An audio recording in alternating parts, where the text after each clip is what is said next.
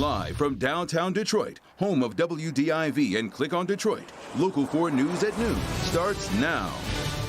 You feel the chill in the air today. Local forecasters are also tracking what's in store for us in the rain department today and a peak of the weekend as well. Plus, the ACLU of Michigan is filing a complaint against the Taylor Police Department. We'll tell you what the group wants the Department of Justice to investigate. But first, Pfizer makes a big announcement this morning about its vaccine and children. We also have breaking news as you're joining us this noon from the NBA. 18 former NBA players have been charged with defrauding the league's health and welfare benefit plan. According to a federal indictment, the players placed false claims totaling about $3.9 million from 2017 to 2020. The feds say that the ex-players submitted false and fraudulent claims to get reimbursed for medical and dental expenses that they never had. Former Piston William Bynum, former MSU Spartan Shannon Brown, and Alan Anderson, 16 of the defendants are already in custody. Also breaking this noon, a deal has been reached for an extension of the nation's debt ceiling through early December. The announcement comes a day after Senate Minority Leader Mitch McConnell publicly floated a debt ceiling proposal, which sparked negotiations between the two parties to reach an agreement. Raising the debt ceiling is necessary to allow the country to pay back money that it already borrowed and avoid defaulting on those loans. No specific timing on a vote has been announced. And topping our news this noon, a drug maker has officially submitted a request to the FDA for emergency use authorization of their COVID-19 vaccine in children ages 5 to 11. This comes as the White House announces new action to make millions more coronavirus rapid tests available ahead of the holidays. There are positive signs that the nation's COVID-19 hotspots may be turning a corner. So let's get to all of this with Stephanie Goss from New York. Big news from Pfizer today announcing that they have officially asked for emergency use authorization from the FDA for their vaccine for children ages 5 to 11. There are nearly 30 million children that fall in that category. Already, the White House has said that vaccine mandates have pushed down case numbers nationwide, altogether with boosters as well pushing those numbers down. The surge that took hold of this country at its worst during the summer appears to be over. Since September 1st, case numbers are down 40% nationwide. Those numbers are even more dramatic in the South. It has some health officials striking a cautiously optimistic tone that the worst of this pandemic might be behind us. Stephanie Goss, NBC News, New York. Oh, do we like the sounds of that, Stephanie? Thank you. Closer to home, the American Civil Liberties Union of Michigan has filed a complaint against this Taylor Police Department. As Victor Williams shows us, they say that the department has a history of excessive force and police brutality. Well, this organization is not looking for any criminal charges to be filed against anyone with the Taylor Police Department, but they do want a higher power to indeed take a look. Now, the American Civil Liberties Union is officially asking the Department of Justice to conduct a federal investigation into the Taylor Police Department.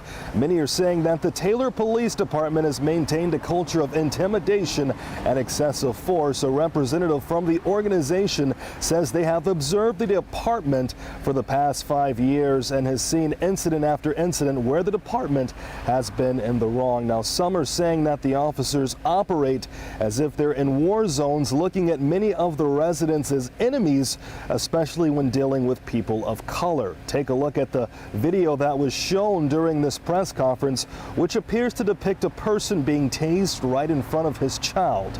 Today, 2 residents were able to speak about their unpleasant experiences with the department. One woman says her teenage son was victimized by the department after a simple traffic stop. When Chris stopped at a traffic light, his vehicle was swarmed by police with their guns drawn.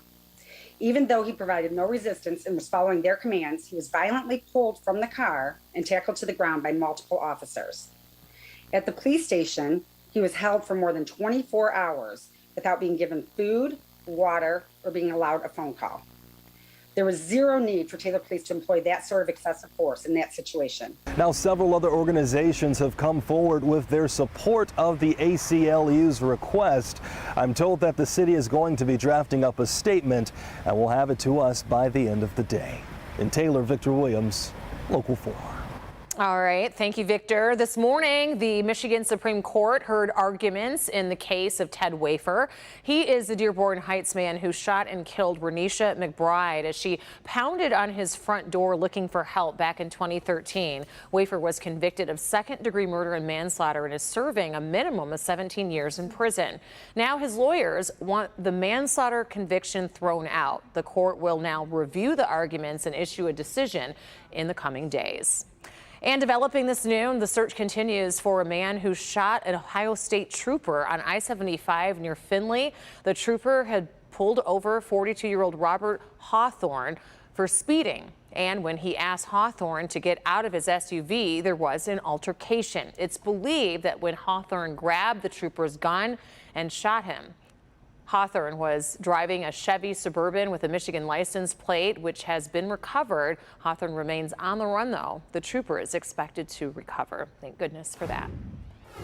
We are switching gears and talking to Brandon about the weather, and it has been one dreary week. And I'm remembering the week before when it was like sunny every single day. So can we get a little balance here? No, unfortunately, we don't have that choice. We don't make that choice. If we did, boy, things would be much better. It's just been a cloudy, foggy, hazy morning. I mentioned Rhonda before the show started. I saw the sun coming through our skylights here downtown, but sky conditions showing clouds and fog, with the exception of downriver, Grosse Ile. Little bit of hazy sun trying to break through there. We have upper 60s to near 70 degrees right now. And there are some showers out there. They will be increasing in number and size as we go through the late afternoon and evening. 75 degrees our high today.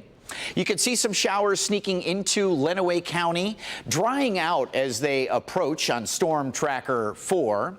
And as we throw the clouds on top of it, even though we do get some peaks of sun, really the story will be increased rain chances today, even more so tomorrow. So coming up, we will time it out for you, talk about rain totals. But if you're heading out, you've got plans, the best weapon and tool for any kind of weather is the greatest weather app in the world, your local Forecasters app. It's free, great interactive radar, keep you ahead of your errand running, your plans. It's all right there, Rhonda. Yes, it is. Thank you, Brandon. The weekly unemployment numbers have been released, and they show an overall improvement for the first time in 3 weeks. 326,000 initial jobless claims were received last week. That is down from 364,000 claims the week before. The jobless numbers have been hovering in the 300,000 range since July as the country continues to recover from the pandemic. The overall unemployment rate is expected to drop slightly from 5.2 to 5.1% when the September employment numbers are released tomorrow. Such a contrast because there's so many jobs available at the same time. General Motors' annual two-day investor event continues today in Milford. Yesterday, the automaker announced its goal is to sell 1 million electric vehicles globally by 2025, along with that be built at the Hamtramck plant. And boy, will that be popular. What I always remember is what a gas guzzler it was, so electric would be great. Still to come, the investigation continues into that awful oil spill in California.